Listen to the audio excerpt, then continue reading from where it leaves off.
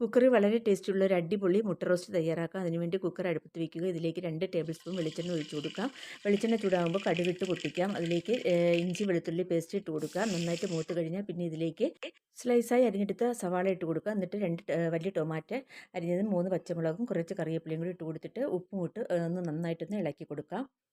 അതിനുശേഷം ആവശ്യത്തിനുള്ള മസാലപ്പൊടികൾ ഇട്ട് കൊടുക്കണം. മഞ്ഞൾപ്പൊടി, മുളക് പൊടി, മല്ലിപ്പൊടി, പെരുംജീരകം പൊടിച്ചത്, പിന്നെ ഗരം മസാല ഇവയെല്ലാം കൂടി ഇട്ട് കൊടുത്തതിന് ശേഷം ഒന്ന് ഇളക്കി കൊടുത്തിട്ട് അരക്കപ്പ് വെള്ളവും കൂടി ഒഴിച്ച് കൊടുത്തിട്ട് അടച്ച് വെച്ച് ഒരു 4 വിസിൽ കേക്ക് ഒന്ന് വേവിച്ചെടുക്കണം.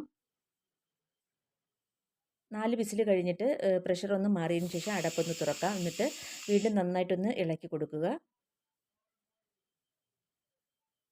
പിന്നെ വേവിച്ച് വെച്ചിരിക്കുന്ന മുട്ട ഇതുപോലെ ഒന്ന് വരഞ്ഞു കൊടുക്കുക. അത് ഇതിലേക്ക് ഇട്ട് കൊടുത്തിട്ട് നന്നായിട്ടൊന്ന് ഇളക്കി കൊടുക്കുക. അതിനുശേഷം സെർവിംഗ് പ്ലേറ്റിലേക്ക് വിളമ്പാം. വളരെ ടേസ്റ്റി ആയിട്ടുള്ള ഒരു മുട്ട റോസ്റ്റ് കറിയാണ്. എല്ലാവരും ഒന്ന് ട്രൈ ചെയ്യുക. വീഡിയോ ഇഷ്ടമായ ലൈക്ക് ചെയ്യാനും സബ്സ്ക്രൈബ് ചെയ്യാനും സപ്പോർട്ട് ചെയ്യാനും